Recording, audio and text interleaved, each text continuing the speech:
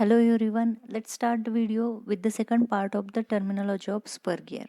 Let's begin with the first term, circular pitch. Circular pitch is the distance measured on pitch circle. Here at the middle we have the pitch circle. So it is distance measured on pitch circle from point of one tooth to the corresponding point on adjacent tooth. Okay, so here let's select this point. So it is a distance measured on the pitch circle from the point of one tooth to the corresponding point of the adjacent tooth. So from this to this we get the circular pitch.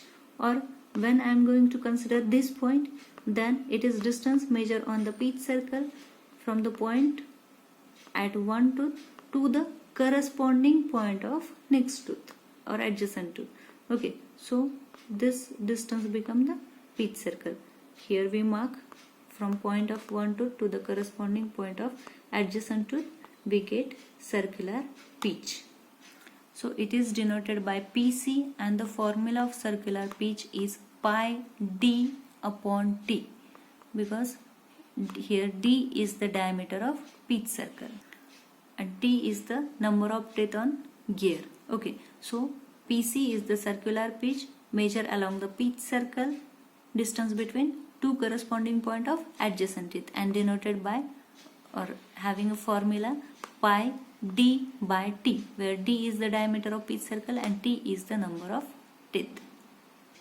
Let us say we have two gear which are going to meet or meshing with each other. So gear 1 and gear 2. So here we have written that PC is equal to pi d1 by t1 is equal to pi d2 by t2. And this is one consideration, that when two gears will mesh together correctly, the two wheels have same circular pitch, or two wheels have same module when they are meet correctly. Let's see what is module. It is the ratio of pitch circle diameter in millimeter or in mm to the number of teeth. M is equal to, that small m is the symbol for module, small m is equal to d by t. Okay, so d is the diameter, pitch circle diameter, and t is the number of teeth. And what is diametral pitch? It is inverse of module. So it is the ratio of number of teeth to the pitch circle diameter. So it is t by d. But you just remember only one, that module is equal to d by t, that is ratio of diameter, pitch circle diameter to the number of teeth. Now see, circular pitch is the pi d by t. Okay, and d by t is the module. So we can write PC is equal to pi, this d by t is the module, pi m. Next is the clearance. Clearance is the difference between the dedendum of one gear and addendum of mating gear. This distance is called as clearance. The dedendum of one gear to the addendum of another gear. This distance is called as clearance.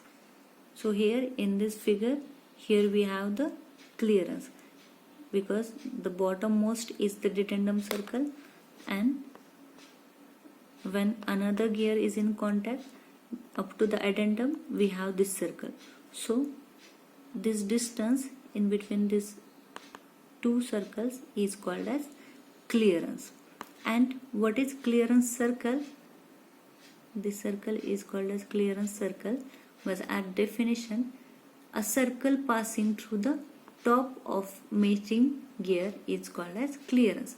When another gear is made with this gear, when circle drawn through the addendum of another mating gear, that circle is called as clearance circle. Or we can say that just circle passing through the top of the mating gear is called as clearance circle. In simple word, you just remember that the clearance is gap between two mating gears. Okay, when two gears are met with each other, there may be chances that this tip of the another gear will cut the bottom of the first gear. So to avoid that, there must be a gap between this addendum and dedendum of two mating gears, and that gap is called as clearance. Now next is the total depth. Total depth is the radial distance between the addendum circle and dedendum circle. This is called as total depth. It is distance between addendum circle and dedendum circle of the gear, and which is equal to the sum of addendum plus dedendum. Next is the working depth. Now see, working depth is the distance between the addendum circle and clearance circle. Okay, so it is distance between addendum circle to the clearance circle. So working depth is equal to the sum of addendum of two mating gears. So here we have the addendum of this gear. Now another gear comes in contact in this way. Okay, and we know that clearance circle is drawn from the addendum or top of the another gear. Okay, so addendum of that gear plus addendum of this first gear can be equal to the working depth, because working depth is the radial distance between the addendum circle to the clearance circle. Next is the tooth thickness. It is width of the tooth measured along the pitch circle. Now we know that size of gear is measured along the pitch circle diameter. So now we are going to discuss about the tooth thickness. So tooth thickness is the width of the tooth measured along the pitch circle. Now tooth space. Now see what is tooth space. This is tooth space. It is width of the tooth between two adjacent teeth measured along the pitch circle.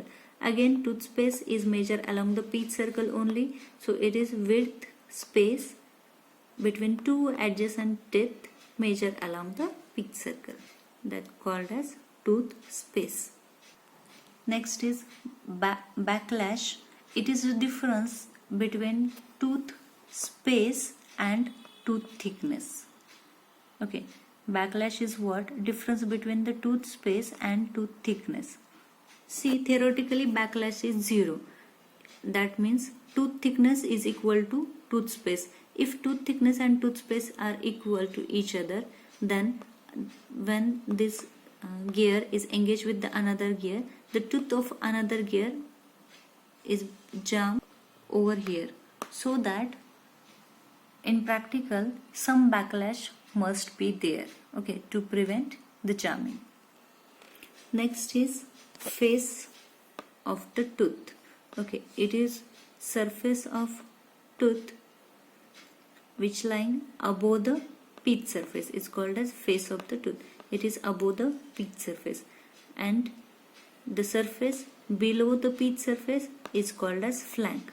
Okay, the surface above the pitch surface is called as face, and the surface below the pitch surface is called as flank.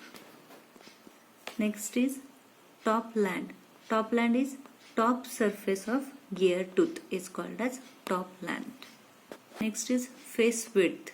Face width is the width of the gear measured parallel to the axis of gear, or we can say that face width is the width of the tooth measured parallel to the axis of gear. Okay, so here is the face width. It can be measured parallel to the axis of gear. Next is profile. Profile, it is curve formed by face and the flank of the tooth. Now this curve is called as profile of the gear. Curve formed from the face to the flank.